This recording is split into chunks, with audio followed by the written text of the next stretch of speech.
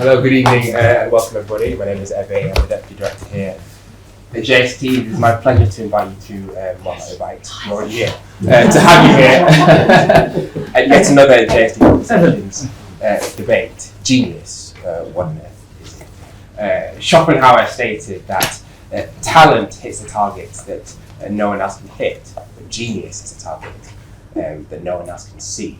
There's no official scientific definition of the term genius. However, a philosopher has cogitated and explored and attempted to define the term over the years. However, these philosophical writings and musings don't seem to be what underpins the somewhat free and ubiquitous use of the term in modern day society. The cynic might argue that any B-list celebrity on a Tuesday afternoon can wake up and decide to be a genius without really justifying it with anything substantive. What is genius? How should we use it? How should we define it? Should we stop using it? We're going to be exploring all these terms and much more with a very exciting roster of panellists this evening. As usual, they're going to speak for a little bit on their own in turn, and after which we'll open it up for more informal discussion between you and between them. And also mind that there are cameras around, and we'll be filming it and putting it all on YouTube. Without further ado, I'd like to introduce our first panellist. Roz Kaveney is a film critic, a writer and a poet. She's the author of many very acclaimed poetry collections and has previously been a film critic for publications including The Guardian and The Independent. I sometimes like to think of genius as less something that anyone is than something that people have, or which at moments inhabits people. And it's that moment when suddenly you are writing and something that you didn't expect happens on the page. That you're working with, often within formal constraints, and you think you know where a piece is going, and it surprises you. Now, does this come from the subconscious mind, or does it come from the atmosphere, or does it come from the tradition that you're working in? I don't know.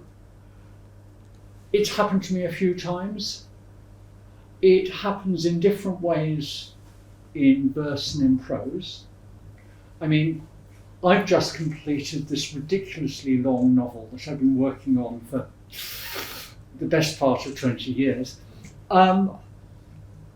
And literally within maybe 15 pages or less, within 10 pages of the end, something happened that completely surprised me. I was writing and trying to think, what comes next? This comes next. Oh! And it looks to the reader as if this was something I had planned 20 years ago. It's such a neat resolution of one of the plot points, one of the themes of the entire work. And yet I honestly didn't know till 30 seconds before I put it on the page that was going to happen. Now, is that me? Is it my subconscious mind? Is it the fact that if you go with, you know about Chekhov's gun? If you go with Chekhov's gun, everything works out. If you stick enough things on the wall, something will be useful. There will be that gun to fire when you need it.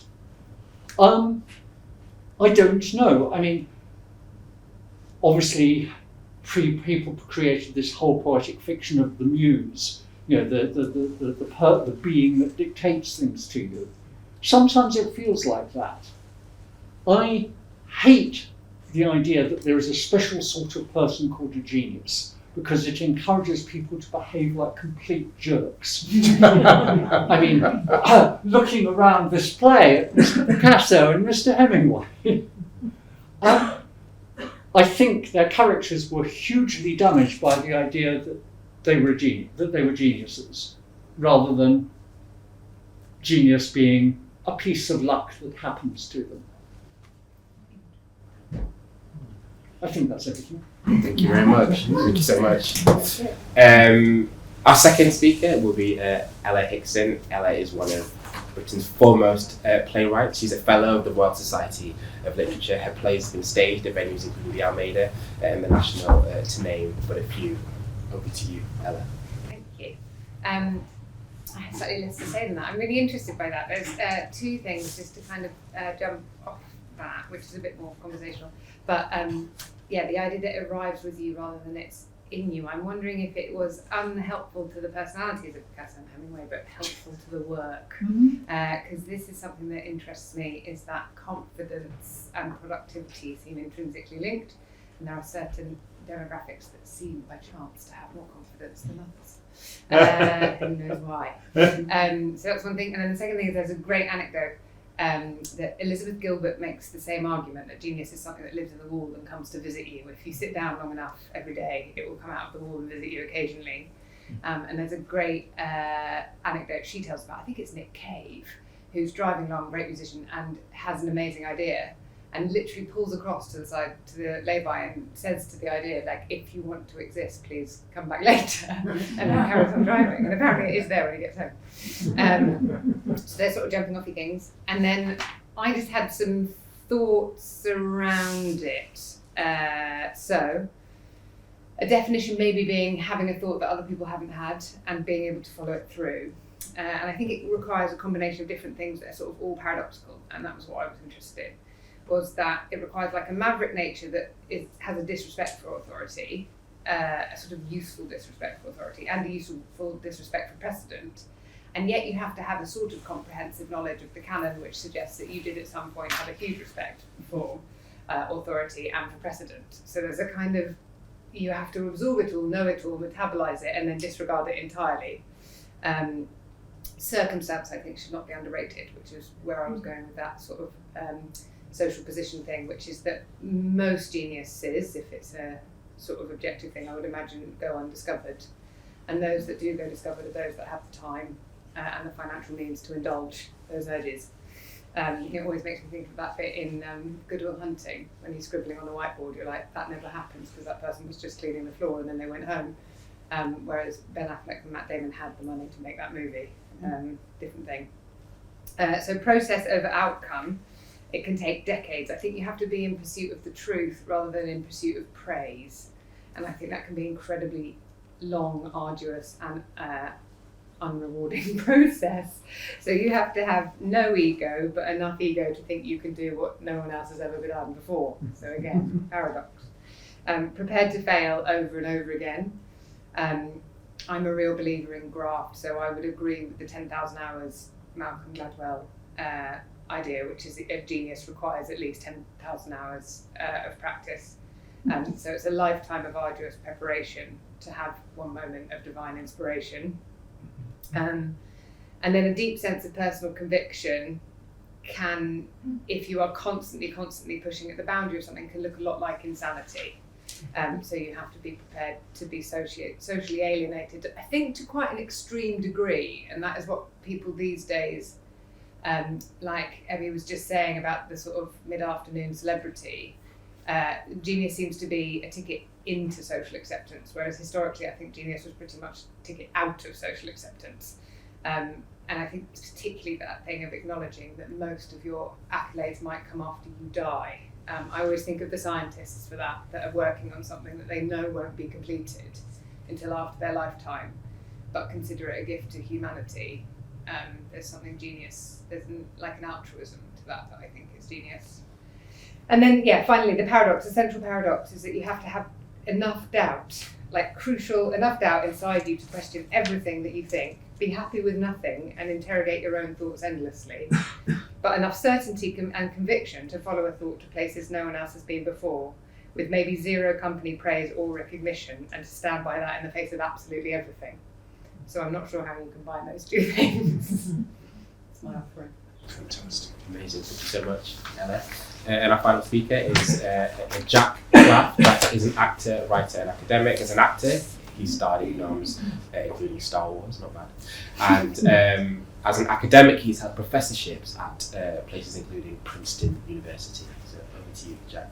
Thank you very much. First of all, you took one of my lines. That's one of Kant's lines. That's good. But I'll just start with this thought, which is, you can't do that. No one can do that. Well, she just did. I've heard that quite a few times over the last few years. Just that remark, you can't do that. Well, she just did. And it seems to me that characterizes one element of genius, which is exactly what you described, the Schopenhauer thing, which is talent. It represents someone going for a target that you can sort of see, and that's remarkable. But genius is going for a target that you can't see, and it seems impossible. I was thinking, though, that since we're in the realm of German speakers, that when you talk about genius, it's one of those subjects. The Germans have an expression for that, which is it's like cycling in sauerkraut. We can go around and round and round. But I looked at a few definitions and I looked at a few videos about genius. The definitions included exceptional intellectual, creative, or other natural ability. The Romans appeared to have used the word genius in the sense that you used it, which is something you have. It's there from birth to earth, womb to tomb. It's with you all the time. The thing is that in that case, it was for chaps. Women had the Juno, which wasn't anywhere nearly as well defined. Kant talked about genius being exemplary and original, but Kant didn't include men of science. It didn't include men of science. If you want to be a genius, according to Kant, don't imitate, create your own rules, be original, make your own world. And it seems as if he said, go to a place where there are lots of blue plaques so you can aspire to. And I'm saying that because I came past Chaplin's house. Newton's house is just up the road here. I don't know if you knew that. Rosalind Franklin and Faraday and Babbage. Jack Kerouac said, talent delivers, genius gives birth. And on the same lines as what you were saying, Ebenezer, I've had a strange life, and I worked among scientists at one point in my life as a kind of storyteller. And Katerina Saraceno, brilliant computer scientist, said to me something similar to what you were talking about, which is, talent is something you kind of know that maybe you could do. Genius is, how did they do that? Or, as I just said, you can't do that. There is another way of becoming a genius, and that's to have an IQ test. About 1% of the population are qualified in that way as geniuses. And there is a remarkable woman. Have you ever heard of Marilyn Macrous Savant? Her name absolutely is Savant or Savant. She's still alive, she's 76. She has an IQ of 228. And she has a column in Parade magazine and she answers problems. She's married to a heart expert. As regards the brain itself, very little is known. We know, or think we know, that taxi drivers have a bit of the brain that's enlarged. There's lots of dispute about whether a bigger brain or a smaller brain indicates anything. But I will say this, I have a connection with Princeton, and in Princeton, Einstein's brain was kept for many, many years and has been studied in many different ways. Now, scientists work with the unknown a lot, as I'm sure you know. So there's something called dark matter, which people say, I know. Oh, it's probably important. There's junk DNA. People disregarded the bits in between the important information and called it junk. We know that's important. And why I'm mentioning that is there's some stuff in our brains, all of our brains, and it's called glia. It's kind of derived from the Greek for glue, and people just thought it was stuff. It's now known that it's very important, and they've tested certain brains, including that of Einstein, why I mentioned it, and he had a lot of glia, for what it's worth. I hope we'll come to the things that you're talking about, because I don't want to talk on too long. I will say that it's been my privilege to encounter people whom and I'm sure we've all encountered people whom we would regard as really brilliant. In the theatre, I've been lucky enough to see some extraordinary performances and see some extraordinary plays and so on. But actually, like you said, there's an awful lot of unsung geniuses. And if possible, if there's time, I'd like to sing them tonight. It's been my privilege to encounter some people, both in the arts and the sciences and the technologies, who I would regard, if there is such a thing, I thought we might have a dispute about that, if there is such a thing as genius. And I want to finish, if I may, even though it's a theatre and we're all arty, with sport. Genius is also associated with physical prowess, and I've been lucky enough to see Tendulkar bat, Graham Pollock bat. I actually played football with Stanley Matthews. There's not many people who can remember Stanley, but I literally played football with him, and I think about his movement, the way he stood, the way he wove his way through the world. I think about him almost every day. Even in a shopping centre or something, I'll think about the way that figure, that genius, if we're allowed to use that word, moved. And I'll just finish with something I heard today, which is Beth Mooney took a catch in the women's cricket, and it was amazing. And literally today, one of the commentators said, "You can't do that!" And somebody else said, "She just did." Brilliant, thank you so much. I'll kick off with the first question, and then I'll be over to you. To Ella and Roz, the question I have for you is, sort of within that instruction manual, is it possible for anybody to achieve genius, or is there an element in nature that's similar to what you were saying, this idea that genius arrives? Could it arrive upon anyone, or who knows? I mean, the thing is, that's of its nature a completely unanswerable question. I mean, I want to believe that the possibility of genius is universal. I think there's a fairly good case that genius is more often suppressed than indulged by social circumstance. I've known people who seemed to be incredibly talented, who never quite fulfilled what one expected of them. At the same time, I abandoned poetry, I thought, for good when I was 24, because I wasn't very good. And I didn't take poetry up again till I was 60. And people seem to think my work's quite good. So, time alone tells.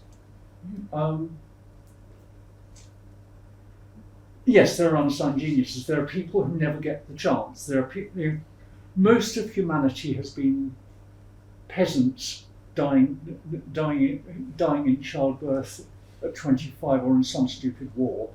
How many of those were actually geniuses? We don't know. Yeah, it's interesting. I think there's that side of it, and then there's also the reception side, which is that you have to. There's a really interesting thing in theatre at the moment, that as theatre attempts to kind of broaden itself to welcome new voices, I think it's really interesting the definition of a good or bad play. Like, people are really, really struggling, I think, in buildings and they often blame it on audience. They're sort of like, yes, but it's not good. I know it's not good because it won't appeal to audience, but it's like, I'm interested by that, because there's a huge piece of taste surely wrapped up in genius. If you're going to, it's not. I don't think it's as objective and kind of finite as people say. There's a huge amount of cultural conditioning to do with it, and there's a huge amount of, like, if genius was created by the Greeks and it didn't include the definition like female action, I mean, you're going to have to ask some sort of semiotic questions as well about, like, what does the word mean, and how do you know when you stumble across it, and why do we love the idea of these people existing? I think there's much to interrogate on the definition side as there is on the people that do or don't fit it side, I would say. Who's got a question? Do we think that originality is essential as part of the definition? If you're not original, can you be a genius? Lots of people would say originality doesn't exist, right? That you're always really sort of working the wheel. And frequently I keep seeing stuff, especially on television, where people are like, it's never been done before. I'm like, yes, I've seen that at least 10 times. I don't know why I'm saying that hasn't been there before. So genius and originality. In science, maybe, yeah. Yeah, I mean, there's a word that sort of I don't understand, I freely admit, which Kant uses, which is exemplary. So that take the example of Stanley Matthews or Tendulkar, or these people, they're not doing any, it's not like they suddenly came on with a hockey stick or a netball. I mean, they're playing cricket, but they're doing something that is absolutely exceptional within that. So they're doing the thing as it's laid out to be done. And that's the same with acting. But then there's something extra. And I'd like to actually bring it to the theatre because that's where we are. I think about 5 times in my life, I've seen someone play a part and I've known the story of the character. Now think how superhuman that is. I mean, I saw a wonderful Russian actor, Boris Livanov, not well known. There's also Winston Chona and John Carney. Some of you may remember them. Winston and Chona, Isabelle Huppert, certainly Maggie Smith. But Isabelle Huppert and Livanov are great examples. Livanov came on stage in a play at the Moscow Art, and I said, oh, that poor man, look at him, he's had a very tough life. I just saw his entire story within that body, just by him standing there. Now, was he doing something original? Yes, but he was doing something within a very strict form, and that's it. It's like being part of the form and somehow in some supernatural way. I mean, there's things I've seen Maggie Smith do, I have to say, that are kind of superhuman. It's almost like she's got a telepathic connection with the audience. So she's in the form, but she's transcending it all at the same time. And I don't know if I can get closer to that with language, sorry. Can you give an example of that, Maggie Smith doing what you've just explained? Well, Maggie Smith and Peter O'Toole have the same thing. So can I do Peter O'Toole and pretend that it's 2 actors who have the same thing because it's more tangible? I saw Peter O'Toole play Uncle Vanya at a dress rehearsal. He came on and he said, yes. And there was a titter, but it was bigger than that. And then he went, yes. And it was infinitely sad. Now with Maggie Smith, it's hard to describe because I'd have to give you the lines, but she's standing there and she's saying a line in a certain way. I suppose there's that play where she says, I may dwindle into a wife. She turned to Michael Jaston and she said, I may dwindle into a wife. But isn't that the writer? She's just, the writer wrote that. Yes, but I agree. So she might give it extra meaning, but the original meaning is something spectacular. I will take you. Let's spend 4 years going to the theatre and see if the delivery of the line is different in the hands of a real. Oh no, I believe that. That's all I'm talking about. No, of course. No, I'm talking about the way she said, I may dwindle into a wife. Yeah. She had the balls. She had the guts. And that's one of the things of genius. The guts to be really horrible to him. She didn't want to be loved. Can I just say one other thing really quickly about genius, whether or not it exists? And that is that a friend of Einstein said to me that he knew Einstein very well as a friend. He said Einstein had no fear. He really didn't fear death. We've talked about that, where after someone died, Einstein spent 40 years on trying to unify the fields, and he didn't care how long he took. He wasn't afraid of death or failure or none of those things. He just pursued what he needed to pursue without fear. And I think that's the key to someone like Maggie Smith. I do think there's a difference. Sorry. But there are geniuses who are perpetually insecure, perpetually afraid. I mean, Kafka, Virgil, writers who asked for their work to be destroyed after their death because it wasn't good enough. Keats, who had written on his gravestone, "Here lies one whose name was writ on water." It's that terrible sense of lack of, I mean, we talked about confidence. There are many people we regard as geniuses who completely lacked that confidence. I'm talking about the bravery of doing the but work still, and then the fear afterwards. Yes. Kafka was fearless in his pursuit of the indeed. thing, and then said, I want it to be better. That's yes, of course. It's a combination. There's so many contradictory feelings we have. It's a combination. But the other thing about interpretation, I do agree with you about actors, because we haven't mentioned musical performance. Exactly. I mean, the composer writes the notes, but the pianist adds value. I mean, you listen to a virtuoso pianist like Marc-André Hamelin, or in a quieter way, Stephen Hoff. And you think, I have listened over and over to various pianists' performances of Beethoven's Op. 111. And the amazing differences between performances that are all equally valid. It's a masterpiece in the first place, but in different hands, it's a different work. And that's genius. I mean, what you're saying about, I mean, I remember across 60 years almost? No, 55 years, seeing David Warner's Hamlet.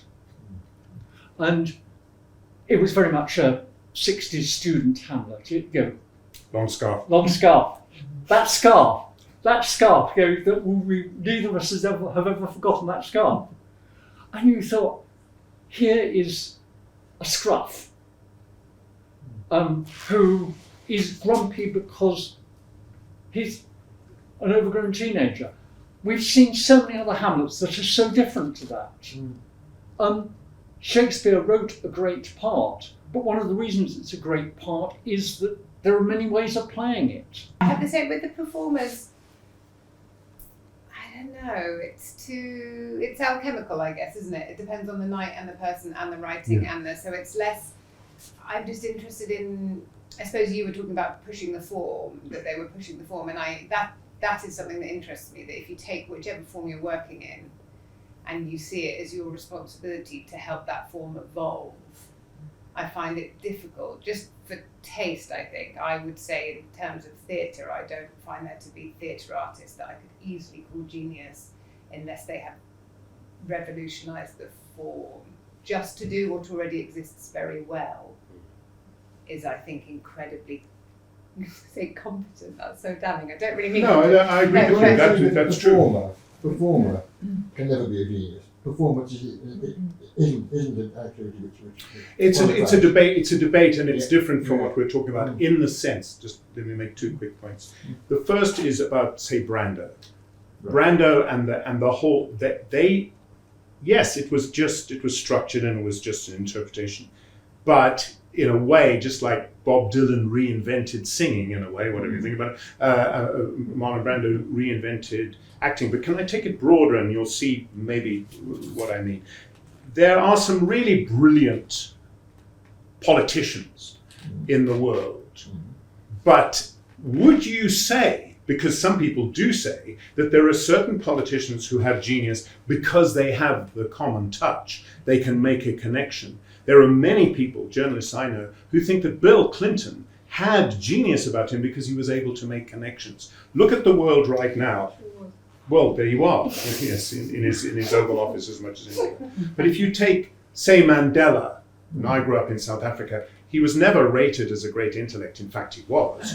But Malala, Mandela, Zelensky, these people have it's not the genius that's the same as Shakespeare or Mozart or something. It's a genius for reading the room, capturing the moment, finding something. Tito, you could argue, had that sort of thing. Yes. And that's why the definition of genius is so difficult, because there's no doubt Mandela galvanized a country. There's no doubt that Zelensky, for all his flaws, has still captured something, and it's reading the room, it's understanding the moment and connecting with people. That's really not the same as solving Fermat's last theorem.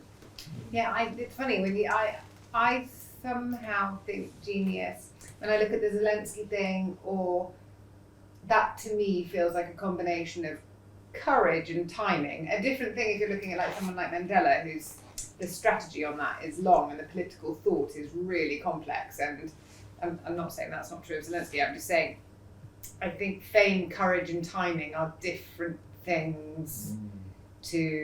I also just want to give genius to the people that are working in the dark. I just think it's so particular, that pursuit.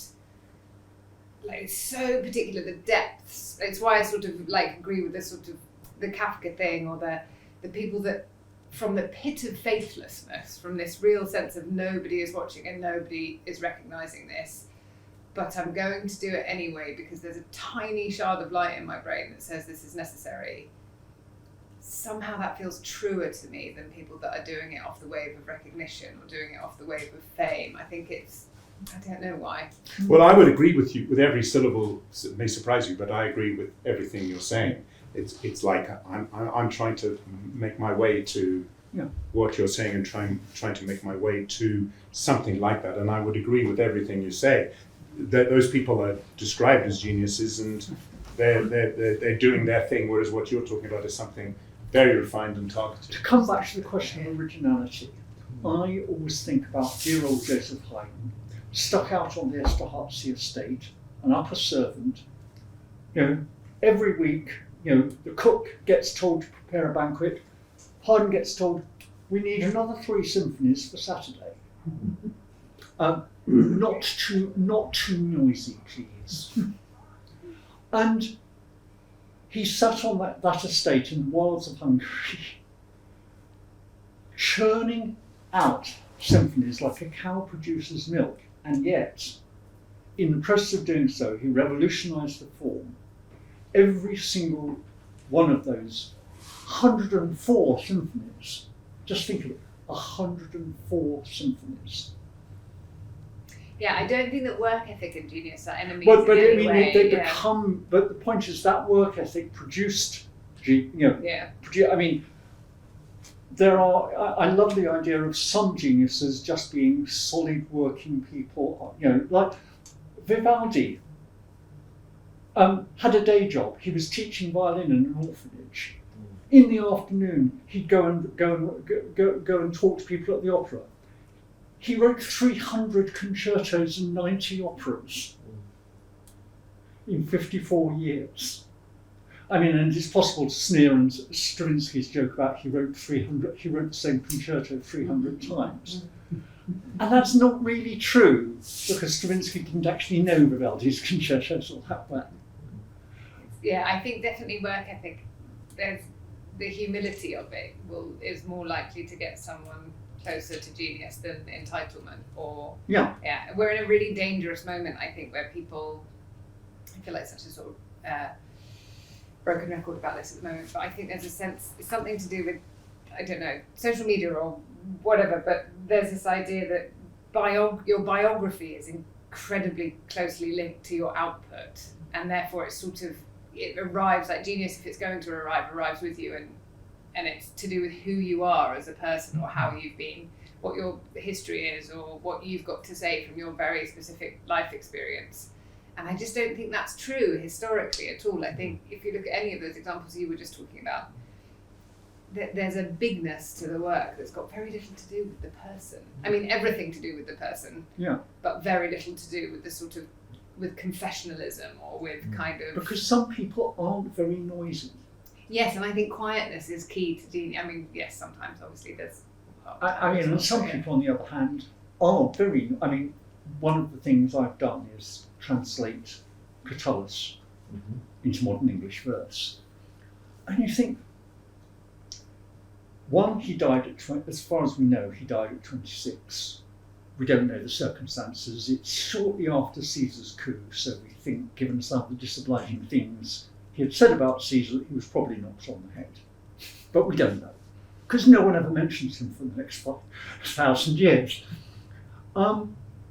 He's a kid from the provinces on the make. He's having an affair with an older woman who's much, much posher than he is.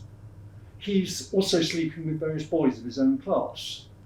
He's writing verse to amuse people, mostly, except every so often he'll write something about classical mythology because he's aware that people don't think he's a proper poet because he writes this vers de société. And yet, the corpus of the work is wonderful. There are 100 poems, 119 poems attributed to him. I love that guy. I mean, I spent years just translating as a hobby because I wanted to improve my Latin, and various people have been very, very kind about my versions. But he didn't know he didn't think he was a genius, but he was. Do you have an idea of who you regard as a genius, or do you have a regard of you? That's alive now. No, who's Ever.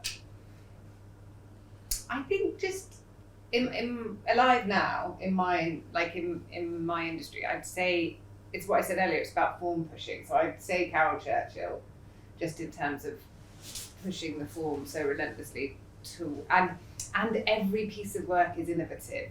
I think when everything you do is made to test the idea that everything has to be testing a new idea, and that idea is born of the previous work. Somehow you have an idea, you test it, you see if it works, and the next idea is the next innovation because you're pushing it and trying the next thing.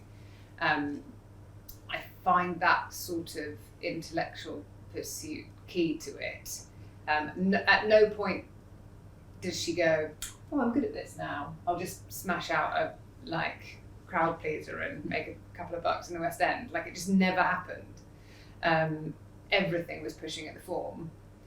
And yeah, I'd say the same probably like of Annie Baker. I think she does a thing with like it or hate it. So few words over such a long period of time. like a bravery to bore people that is wild, and yet it can be absolutely transformative when you're in front of it. And I think, again, sort of form breaking. Beckett was in his time. It's the ones that are going, let me kind of rip this up and start again. Let me help this re-identify itself according to the time. That's enormously helpful. It's interesting about Beckett because, people did not like what he was doing initially, and that's really an interesting part of it. I want to put forward, therefore, a very dear friend of mine called Sally Jacobs, unsung. She was, for a time, Peter Brook's designer. He got a lot of the credit for The Dream. He got a lot of the credit for the Marasad and so on. I knew Sally personally. She was possibly my wife's best friend. She died very recently. And she had what you're talking about. Not sung. Maybe in years to come people will look at the work. But that's, pretty much everything you said about Carol Churchill, certainly. Sally had, innovative flashes of inspiration that happened quickly, lots of graft as well, the work ethic, and an ability, even when the design was there, to crash it down and examine. So again, but your curiosity is greater than your need for affirmation or praise. You're more curious than you are insecure at some level, even though that insecurity can be vast. Somehow the curiosity is just a margin stronger. I want to put to what extent is genius a one man or one woman thing? You mentioned this woman who was the to what extent do people depend on a supportive wife or a supportive husband or supportive colleagues? Behind every successful man there's a very surprised woman. That's perfectly true. Well, I mean, there's that wonderful line of some minor Indian politician about Mahatma Gandhi about he has no idea how many people it takes to let him live in holy poverty. Yes. Cost a lot. Yeah. There's always the collaborative element. I mean, the fact that during Beethoven's lifetime, particularly after he had gone stone deaf, the piano was endlessly technologically improved by people like Broadwood. In his later years, when he was stone deaf, he would go and sit at the keyboard with his head pressed against the sounding board to get some idea of what pianos were capable of. I mean, things like the Himmerklavier Sonata or 111, he had no idea what they sounded like because he couldn't hear them. Yet, Well, he could hear them in his head. he could hear them in his head, he thought. And obviously, but he literally had no capacity to actually know the sound. That's the piece that, like, it's one of the things I said at the beginning that really I'm so fascinated in, is the paradox of absolutely necessary doubt, like doubt about everything, and yet the conviction to persist, like that combination. And I see it, like, I really felt it. So two people I would say were geniuses were Robin Williams and Philip Seymour Hoffman, and you really do feel it in those deaths where you go, one of those pieces won over the other by, again, like a margin, but it's because both were so great. And I find that incredibly tragic. I found both of those so tragic. I remember my mum weirdly saying she had the same feeling when, like, Lennon died. Lennon rather than Lenin, it's not that old. That she was just like, it's that the loss of somebody. I mean, she felt it about John Lennon, I didn't maybe, but that brain, I don't know, especially in the cases of two people I'm talking about because they took their own lives, the scale of the brain, the scale of the greatness is what creates the scale of the devil. And the two things fighting against each other is so productive, it's so creative, but so tragic as well. Like happy geniuses, how many? There's also that thing of that Edward Said calls late style. The idea that some artists who are really great become differently great in the autumn of their years, as it were, or if they know they're dying. If you look at the differences between Bowie's late period and Bowie's last period, after a period when his work wasn't all that interesting, having been fabulous in the early work and then the Berlin work, there's then a period when there's not much that's all that memorable, and then there's those last two albums, and in particular Black Star, which is the album that came out literally days before he died, when he knew he was dying. And it's a wonderful piece because it's written from that knowledge that this is a last statement.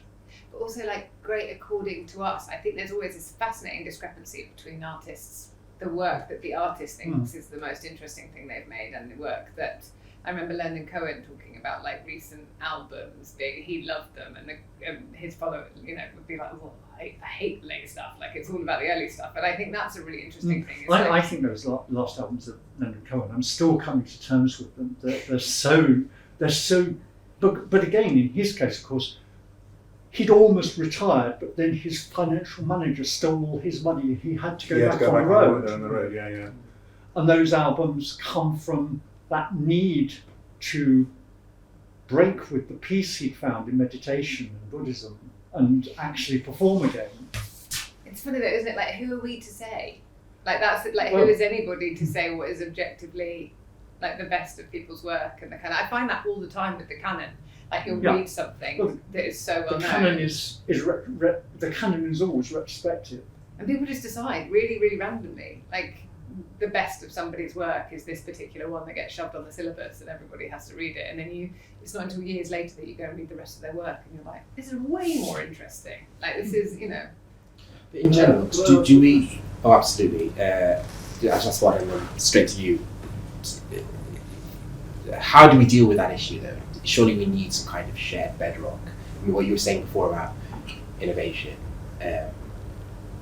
surely it's innovation, but also somehow innovation needs to be in the right direction, because I guess anybody can innovate. What's the right direction? Yes. Beethoven keeps on experimenting. All through his life he keeps experimenting. You mentioned there the Broadwood piano. The piano was improving through Beethoven's life. He could not have written the 111 at the beginning because nobody could play it. There wasn't an instrument on which it could be played. Yeah. Okay. So he takes advantage of every improvement in the piano as a physical instrument. Then you come to the final quartets. This play, I saw it on the first night and I was so taken with it. The nature of genius is spoken by Gertrude Stein to Picasso and to Hemingway. And she's saying, you are a genius. My question is, where does a person become a genius? Is he born a genius? Or is it when he's recognised as a genius? Or someone says, you are a genius? There is that question of the recognition, you know. Somebody, Gertrude Stein herself said she was a genius. So, by the way, so did John Lennon, so did Oscar Wilde. And, you know, it depends on whether others agree. I mean, that's a question earlier. You know, that no one knows they are a genius until their work is it's got to be others who aren't members of the family or friends. It's not your mum. Yeah, it must be recognised outside. Yes, there's a Picasso, so I was going to say, like, Picasso was absolutely certain that Gertrude Stein was not a genius. Like, I wrote about it sort of at length. And I think there's a really interesting thing there about money. I think Gertrude Stein had money through her brother mostly and was buying a lot of art. And I think there's something that we believe that the rich can't be geniuses. It was sort of the same about Peggy Guggenheim, like desperately trying to be geniuses, but somehow the endowment makes it very difficult. Whereas Picasso, I mean, came from a lot less, I mean, almost nothing. But Picasso's really particular and kind of against all of my principles and math, like fascinated by Picasso. Such an asshole. But like I found him fascinating, which is that being called a genius only made him better. And I think that's quite rare somehow. I think there's a kind of, huge ego and delighted by celebrity, but like this searing focus that never wavered. Like it really, really didn't, I think. I mean, I say this with who knows, but like it didn't go to his head in a way that stopped the innovation or the experiment. And I think that's quite particular, like to stay brave and not care for commercial. I mean, he was commercial as well. He like really was flogging stuff by the end. Like, paying for stuff with work. Yeah, like scribble on napkin. Yes, I agree. I think it's, if you keep coming back to something, say coming back to Picasso or Gertrude Stein, when you start to read her work, the older you get, the different view you have of these people's work, the different view you have them, therefore there must be an essence of genius at the start of them. The Gertrude Stein thing I think is really interesting. So yeah, completely randomly, I did my dissertation on whether Gertrude Stein achieved literary cubism. Because I think she tried to. I think she sort of looked at all the cubists and went, oh, I can do this with words. And I think she failed miserably. And there's something, I do think there's a sort of essence that you read the work and it feels like it's trying. It's like hard work to read. It's really kind of, and it never lifts. There's something transcendent, I suppose, and I feel that in the good theatre, or you feel that in the Picassos, that it lifts. There's a sort of transcendence that is greater than some of its parts, and I never feel that about literally having to read all of it. I've never felt Gertrude that. Stein, a doze is a doze is a doze. Yeah, exactly, yeah. Can I just, because I think this has been, if you don't mind me saying, I think this has really refined it well, for me anyway, a lot of it. And I want to throw a little cat among the pigeons. So I'm going to introduce you to a guy called Douglas Engelbart. Now, Douglas Engelbart, among computer scientists and boffins and technologists, is very, very highly regarded. In 1968, he delivered what was known as the mother of all demos, in which he introduced hypertext, hyperlink, word processing, and a vast range of other things to computing. He's known, when he died, they said, he wasn't just the person who gave us the computer mouse. And the reason I'm mentioning him is while we've been refining here, and I think it's been very interesting to find out A, who we think is or was a genius, B, what it requires, C, how much it's dependent on opinion. But with Douglas Engelbart, to come back to, I think, your question, Douglas Engelbart really, was part of the invention of a lot of new technologies in computing. But what burningly mattered to him, more than anything else, and what his daughter Christina, with whom I'm in touch now, is desperate to do, is to create what he called the bootstrap. Now, the bootstrap is his idea that all the geniuses on Earth at this moment should be working together for the betterment of the planet, to change the way things are, for peace, dare I say it, for climate change, dare I say it, and so on. And what he felt was, given the stuff that he was discovering, he started work in the 1950s. By 1968, he could see what was going on. I see him as a kind of a Cassandra figure. And although we've refined and said what a genius, I think he was a genius actually, but what he's saying, when you asked, I think, is there such a thing as collaboration? That's happening. Superstrings in physics, there's other theories in physics, Fermat's last theorem, Andrew Wiles did the work, and then 25 postdocs worked on it afterwards. I doubt whether anybody here has necessarily heard about Doug Engelbart or knows what he wanted to achieve, but he wanted to achieve that for a purpose. He was a genius, I think, but he was also somebody who said, we can change the world if we work together, and all the geniuses that are there with us and all the genius available to us from this new technology is going to be wonderful. One quick anecdote. The day that the iPhone came out, I was in a car with him, and Steve Jobs loved Doug Engelbart and invited him to the opening of the iPhone, and Doug didn't want it. He wanted a quiet evening having a meal. And he asked me, I know absolutely fuck all about technology. He asked me about the iPhone, and I said, well, it's probably got this and that and this. And they say the camera's not so great. I did my best. I was bullshitting. But I did my best and told him about all the apps and all these things that this smartphone's going to have. And at the end of it, he said, what took them so long?